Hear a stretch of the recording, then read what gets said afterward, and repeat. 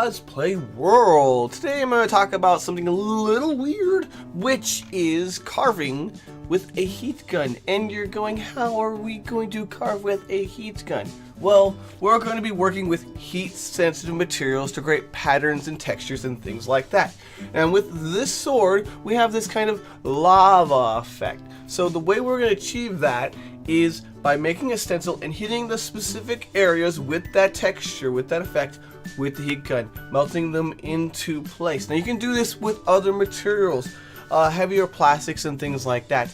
Additionally, if you have some leather stamps and other pattern stamps, you can soften materials and get them ready to take those different details as well. It's a little different than, say, cutting into a material, but you can definitely kind of, I guess, emboss with a heat gun and then the addition of other tools as well.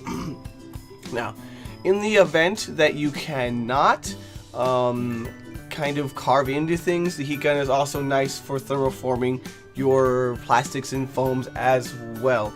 And this is definitely the case when you have thin materials, say 2 millimeters and under, where carving is less of an option. It may be a detail, but it's less of an option.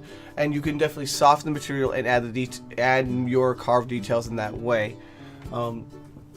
This is also something I do actually with a lot of piping, because piping can be a little bit difficult with the smooth surface. I heat up the surface, give it a little bit of texture, and then I'm able to carve my design into it after that. I hope this helps you. Good times to all. Bruh! If you're looking for cosplay tutorials, I might have a few hundred. Anyway, if that interests you, hit that sub button.